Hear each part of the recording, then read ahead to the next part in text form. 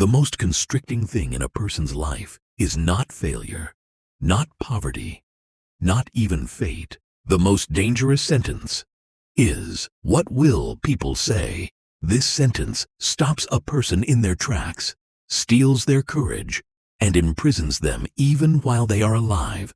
This is the story of that very imprisonment. In a time long ago, in a small village, lived a young man named Ibrahim. He was of a quiet nature, spoke little, but carried a fire in his heart. Ibrahim had a passion for woodwork. He would mend broken things, give old doors a new life, and see shape even in useless pieces of wood. But people in the village would say, "Is this even a real occupation?" True respect lies in farming or raising livestock. When Ibrahim would work on a plank, passers-by would stop and laugh, saying, "The boy is playing, not working." Ibrahim's hands would freeze. A thought would arise in his heart. Perhaps they are right. What will people say? He had a small toolbox. Every time he opened it, the voices of people would start echoing in his ears. Time passed.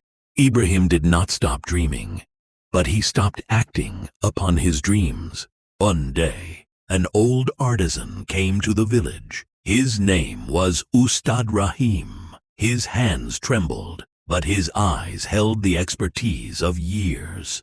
Ustad Rahim saw an old stool made by Ibrahim. He remained silent for a long time, then said, "These hands speak, but you have silenced them." Ibrahim said in a low voice, "Master, people laugh. They say there's no future in this." Ustad Rahim smiled and drew a line on the ground. He said, "This line is you, and this line is people. Decide, will you walk your own line or theirs?" Saying this, he gave Ibrahim a broken hammer and said, "This is my last tool. If you have courage, it will give you your identity." That night, Ibrahim could not sleep. His suppressed dreams and people's taunts kept coming back to him. Suddenly, he said to himself, "If I live in fear of people, then my life will also be lived according to their will." The next morning, he opened his toolbox. His hands were trembling, but he picked up the hammer. In the beginning, the work was flawed.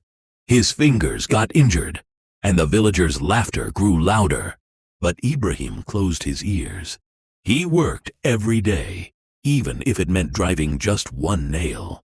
Months later, for the first time, strong doors, beautiful charpoy, and exquisite cabinets began to be made in that same village. The people were the same, but now they said, "This is marvelous work." Ibrahim had not changed. He had simply started listening to the voice of his own heart more than the voices of people. Remember this: people will always talk, whether you stop or whether you move forward. The only difference is this: when you move forward, their words become noise, and your dream becomes your identity. Dear friends, how did you like this story? Please share your thoughts in the comments.